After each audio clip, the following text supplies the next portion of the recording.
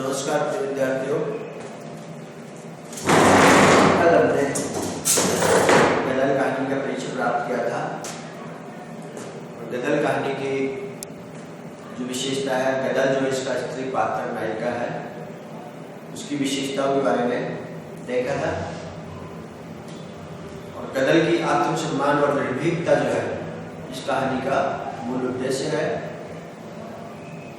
इस कहानी के ऊपर आंचलिकता का जो कहा जाता है कि कहानी आंचलिक है, लेकिन अंचल विशेष की होने के बावजूद भी इस कहानी में एक प्रगतिवादी चेतना या कहीं महिला चेतना का रूप भी हमें दिखाई पड़ता है।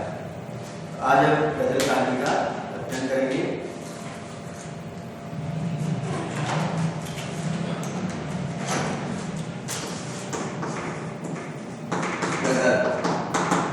आपको पता है ये कहानी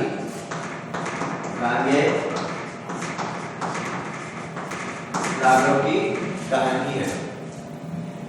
बाहर शोरगुल मचा, लोरी ने पुकारा, कौन है? कोई उत्तर नहीं मिला। आवाज आई, हत्यारे, तुझे कत्ल कर दूंगा।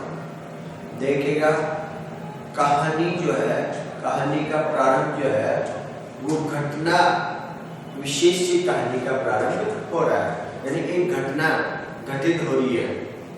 बाहर से आवाज है, बाहर शोरगुल मचा, लोडी ने पुकारा, कौन है? लोडी के बारे में मैंने आपको कल बताया था। लोडी जो है वो गदल जो है, इस गदल का देवर है। लोडी गदल का देवर है। लोडी ने पुकारा, कौन है? कोई उत्तर नहीं मिला। आवाज आई, हत्यारे, तुझे कत्ल कर दूंगा। स्त्री का स्वर है, करके तो देख, तेरे कुंबे को डायन बन के न खा गई निपुते। लोडी बैठा न रह सका, बाहर आया। क्या करता है निहाल। लोडी भड़कर चिल्लाया, आखिर तेरी मैया है, आखिर तेरी मैया है, मैया है, कहकर निहाल हट गया। निहाल के यहाँ मैया है शब्द में अत्यधिक विरोध समाया हुआ है, यानी वो अंदर से कितना आहत हो रहा है, उसकी प्रतिध्वनि हमें मैया है इस शब्द में मतलब मिलती है। कितना विरोध है उसके अंदर से, मैया है कहकर निहाल हट गया। अरे तू हाथ उठा के तो देख, स्त्री ने फुफकारा। कढ़े गाए, तेरी सींग पर बिल्लियां चलवा दूंगी। बिल्लियां चलवाना एक मुहावरा है, तो इसका अर्थ होता है परेशान करना। तेरी सींग पर बिल्लियां चलवा दूंगी, तुझे परेशान कर दूंगी, तुझे कलह में डाल दूंगी, तुझे दुखी कर दूंगी, तुझे पीड़ा पहुंचाऊंगी। समझ रखिए, मत जान रखियो, हाँ तेरी आसरतु नहीं हूं, तेरी आसरतु नहीं हूं। आसरतु का जो मतलब होता है वो होता है भरोसे, यानी तेरी आस में नहीं हूं। आसरतु, तेरी आसरती नहीं हूं, तेरे भरोसे में नहीं हूं मैं। जो तू मुझे खाना खिलाएगा, तू मुझे रोटी देगा, मैं अभी भी मान सम्मान के साथ जीवन जी सकती हूँ। भाभी, लोडी ने कहा, क्या भक्ति है, होश में आ। वह आगे बढ़ा, उसने मुड़कर कहा, जाओ तुम सब लोग जाओ। निहाल हट गया, उसके साथ ही सब लोग इधर उधर हो गए। लोडी निस्तब्ध छप्पर के नीचे लगा बरंडा पकड़े खड़ा रहा। स्त्री वहीं बिखरी हुई सी बैठी रही, उसकी आंखों में आग सी जल रही थी। उसकी आंखों में आग सी जल रही थी, यानी गदल जो है, गदल की आंखों में आग सी जल रही थी। यानी यहाँ रागी राघव ने उस स्त्री जो है गदल, उसके स्वभाव को, उसकी निर्भीकता को, उसकी आत्मसम्मान को किस तरीके से प्रदर्शित किया है। आग सी जल रही थी, ऐसे शब्दों का प्रयोग करके उसने कहा, मैं जानती हूँ निहाल में इतनी हिम्मत नहीं, यह सब तेने किया है देवर। मैं सब जानती हूँ निहाल में इतनी हिम्मत नहीं है, यह सब तैने किया है देवर। हाँ गदल, दौड़ी ने धीरे से कहा, मैंने ही किया है। गदल सिमट गई। कहा, क्यों, तुझे क्या जरूरत थी? दौड़ी कह नहीं सका। वह ऊपर से नीचे तक झंझना उठा। 50 साल का वह लंबा खारी गुजर, उसकी मूछें खिचड़ी हो चुकी थी, छप्पर पर पोंचा सा लगता था। उसके कंधे की चौड़ी हड्डियों पर अब दीवे का हल्का प्रकाश पड़ रहा था। उसके शरीर पर मोटी फतुह थी और उसकी धोती घुटनों के नीचे उतरने से पहले ही झूल देकर चुत सी ऊपर की ओर लौट जाती थी। उसका हाथ कर्रा था और वह इस समय निस्तब्ध खड़ा था। डोडी का शारीरिक जो सौष्ठव है, शारीरिक जो भाव भंगियाएं हैं, या उसका गठीला जो शरीर है, उसका राजन ने यहाँ पे चित्रण किया है। स्त्री उठी, वह लगभग 45 वर्षीय थी। उसका रंग गोरा होने पर भी आयु के धुंधलके में अब मैला सा दिखने लगा था। उसको देखकर लगता था कि वह फुर्तीली थी।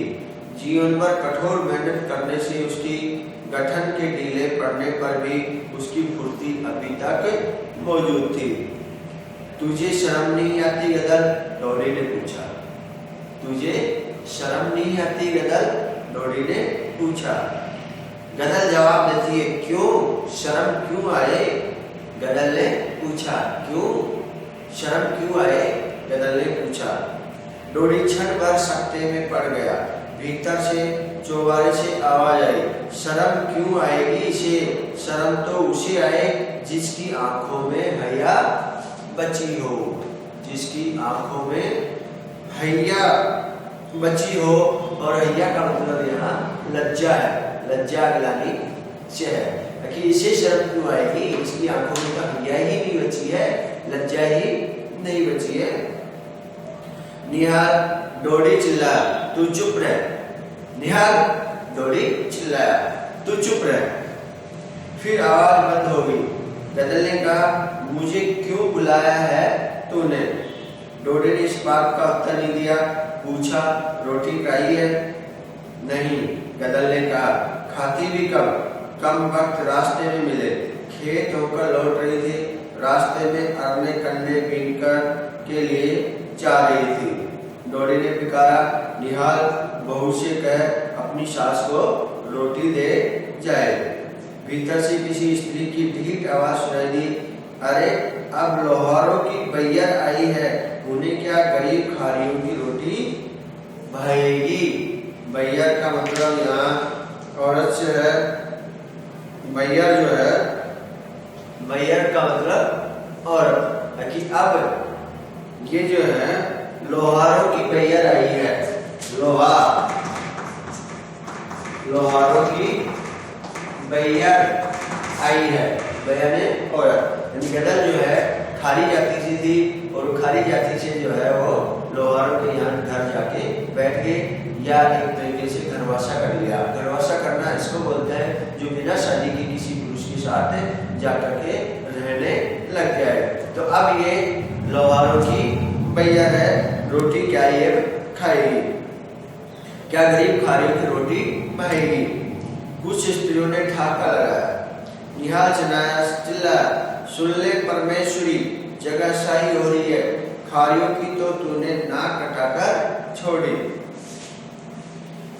यहाँ कहानी का एक जो पार्ट वो खत्म होता है और ये कहानी घटनाक्रम से प्रारंभ होती है। दूसरा पार्ट यहाँ पे शुरू होता है। गुन्नी मरा तो 55 वर्ष का था। गदल विधवा हो गई। गदल का बड़ा बेटा निहाल 30 वर्ष के पास पहुंच रहा था। उसकी बहू दुल्लो का बड़ा बेटा 7 का, दूसरा 4 का और तीसरी छोरी थी जो उसकी गोद में थी। यानी यहाँ गदल के परिवार के बारे में बताया जा रहा है। गदल का पति जब मरा तो है 55 साल के आसपास का था और उसका बेटा निहाल जो है वो 30 वर्ष का है और उसके 2 लड़के हैं और एक उसकी लड़की है। यानी गदल जो है एक के पोते वो इतने बड़े थे। उसके पश्चात भी गदल जो है कहीं दूसरी जगह जाकर के लोहारों के यहाँ जाकर के और बैठ जाती है। यानी गदल का यहाँ आत्म सम्मान और मान, यानी गदल है कि मैं किसी के ऊपर बोझ नहीं बनना चाहती, मेरा आदमी मुझे कमा के खिलाएगा।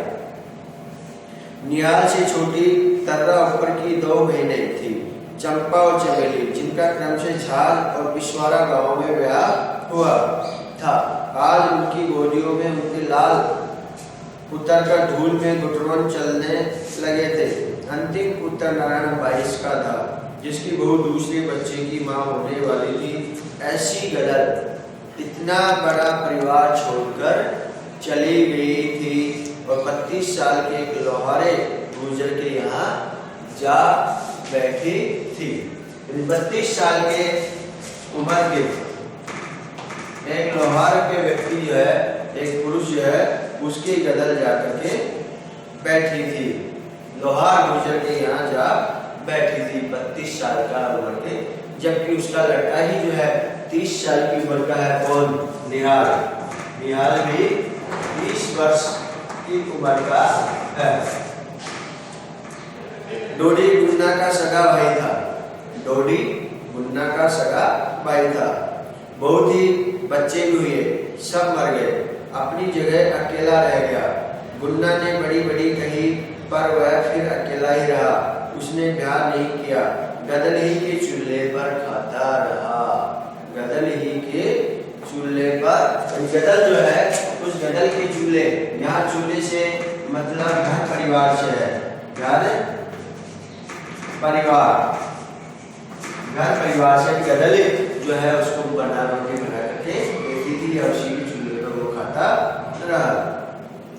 कमा के लाता तो उसी को दे देता था, उसी के बच्चों को अपना मानता, कभी उसने अलगाव नहीं किया। निहाल अपने चाचा पर जान देता था और फिर खारी गुजर अपने को लोहारों से ऊंचा समझते थे। खारी जाति जो है, ये खारी जाति लोहार गुजर जो है उनसे ऊंचा समझते थे। गदल जिसके घर जा बैठी थी उसका पूरा कुनबा था। उसने गदल की उम्र नहीं देखी, यह देखा कि खारी औरत है, पड़ी रहेगी। चूल्हे पर दम फूंकने वाले की जरूरत भी थी। आज ही गदल सवेरे गई थी और शाम को उसके बेटे उसे फिर बांध लाए थे। उसके नए पति मोनी को अभी पता नहीं हुआ होगा, मोनी रंडवा था। उसकी भाभी जो पांव फैलाकर मटक मटक कर छाप लौटती थी, लो सुनेगी तो क्या कहेगी। गदल का मन विक्षोभ से भर उठा। विक्षोभ यानी वितर्सना से गदल का मन जो है भर उठा। आधी रात हो चली थी, गदल वहीं पड़ी थी। देखिएगा कहानी में गदल जो है वो गुजर जाती है, लोहार के यहाँ घर जाके बैठ जाती है। और वो भी क्या था, रंडुआ था। उसकी भी पत्नी जो है मर गई थी, तो उसको भी जो है रोटी बनाने वाले की जरूरत थी, जो उसके बच्चों को जो है खाना खिला दे। यानी मोनी जो है, मोनी के घर जाकर के वो बैठ जाती है। तो आधी रात हो चली थी, गदल वहीं पड़ी थी, डोडी वहीं बैठा चिलम फूंक रहा था। उस सन्नाटे में डोडी ने धीरे से कहा, गदल। उस सन्नाटे में डोडी ने धीरे से कहा, गदल। क्या है? गदल ने होले से कहा, धीरे से कहा। गदल होले से कहा, क्या है? तू चली गई ना? गदल बोली, नहीं। डोडी ने फिर कहा, सब चले जाते हैं। एक दिन तेरी देवरानी चली गई, फिर एक एक करके तेरे भतीजे चले गए, भैया भी चला गया, पर तू जैसे गई वैसे तो कोई भी नहीं गया। जग हंसता है, जानती है। जग हंसता है, जानती है। गदल ने भरभराया, जग हंसाई से मैं नहीं डरती देवा। गदल ने भरभराया, यानी उसकी आवाज थोड़ी भारी हो गई।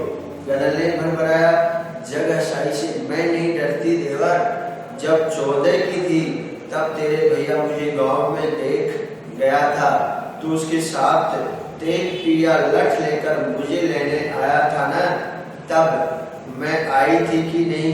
तू सोचता होगा कि गदल की उम्र गई, अब उसे खसम की क्या जरूरत है, पर जानता है मैं क्यों गई, पर जानता है मैं क्यों गई। यानी अब गदल की उम्र जो है 45 वर्ष के आसपास है।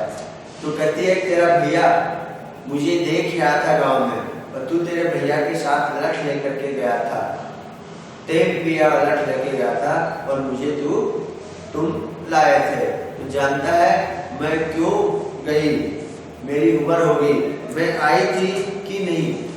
तू सोचता होगा कि गदल की उम्र गई, अब उसे कसम की क्या जरूरत है, पर जानता है मैं क्यों गई नहीं। तू तो बस यही सोच सा करता होगा कि गदल गई, अब पहले सा रोटियों का आराम नहीं रहा, बहुएं नहीं करेगी तेरी चाकरी देवर, तूने भाई से और मुझसे निभाई, तो मैंने भी तुझे अपना ही समझा। झूठ कहती हूँ, तूने अपने परिवार को अपना परिवार माना, यानी मेरे परिवार को तूने अपना ही परिवार माना, और तूने भाई को ही अपना भाई माना, और भाई के साथ भी तूने पारिवारिक जो संबंध है उनको आपने निभाया, या उनमें आपने अपनत्व दिखाया, तो मैंने भी तुझे अपना ही माना। तो मैं भी तूने भाई से और मुझसे निभाई, तो मैंने भी तुझे अपना ही समझा। झूठ कहती हूँ, गदल कहती है नहीं गदल मैंने कब कहा। रोडी कहता है नहीं गदल मैंने कब कहा, बस यही बात है देवर। गदल यहाँ पे एक बात कहती है कि बस यही बात है देवर, मैंने तेरे को अपना समझा और तूने मेरे को पराई समझा। तू चाहता तो मेरे साथ विवाह कर सकता था, बस यही बात है देवर। अब मेरा यहाँ कौन है, मेरा मर्द तो मर गया, जीते जी मैंने उसकी चाकरी की, चाकरी मानी नौकरी, यानी मेरा मर्द तो मर गया और जीते जी मैंने उसकी चाकरी की, नौकरी की। पर जब मालिक ही न रहा तो काहे को हड़कंप उठाऊं, ये लड़के ये बउवे मैं इनकी गुलामी नहीं करूंगी, मैं इनकी गुलामी नहीं करूंगी। यानी इन पंक्तियों में गदल का जो आत्म स्वाभिमान है, जो स्वाभिमान है, वो गदल का झलक रहा है कि भवे ये बच्चे यहाँ मानवीय संबंधों के ऊपर भी रांगी राघव ने प्रकाश डाला है। पर क्या सब तेरी औलाद नहीं बावरी, बिल्ली तक अपने जायों के लिए 7 घर उलट फेर करती है, फिर तू तो मानुष है, तेरी माया ममता कहाँ चली गई। देवर तेरी कहाँ चली गई थी जो तूने ब्याह नहीं किया, लेकिन तेरी माया ममता कहाँ चली गई थी जो तूने दूसरा ब्याह नहीं किया। तेरे अंदर भी ममता होनी चाहिए थी, तेरे अंदर भी मोह माया होना चाहिए था, पर तूने दूसरा ब्याह नहीं किया, तेरी माया ममता कहाँ चली गई थी।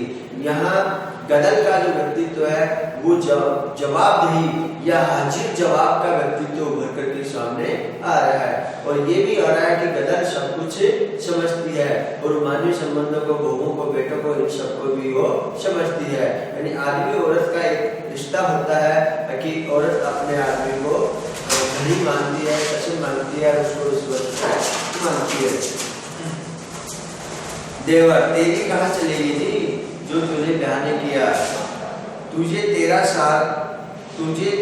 तेरा सहारा था गदल, काया भैया तेरा मरा, तुझे तेरा सहारा था गदल, काया भैया तेरा मरा, कारज किया बेटों ने, और फिर जब सब हो गया तब तू मुझे रख कर घर नहीं बसा सकता था, तूने मुझे पेट के लिए पराई डोडी लगवाई कि भैया तेरा मरा, कारज सब कुछ किया, और तू मेरे को कमा के नहीं खिला सकता था, यानी तूने मेरे को पेट के लिए पराई डोडी यानी घर की सीमा, डोडी घर की सीमा। तो तूने मुझे पराई डोरी लंघवाई, यानी उसको बाहर जाना पड़ा या मैं मजबूर होके गई। किस लिए? पेट की खातिर। तूने मुझे पेट के लिए पराई डोरी लंघवाई। चूल्हा मैं तो तब फूकूं जब मेरा कोई अपना हो। ऐसी बांदी नहीं हूं कि मेरी कुहनी बजे और औरों की बिछिया जनके। मैं तो पेट तब भरूंगी जब पेट का मोल कर लूंगी। समझा देवर? तूने तो नहीं कहा तब, अब कुंबे की नाक पर चोट पड़ी तब ने सोचा जब तेरी गदल को बहुए ने आंखें तरेर कर देखा। अरे कौन किसी की परवाह नहीं करता।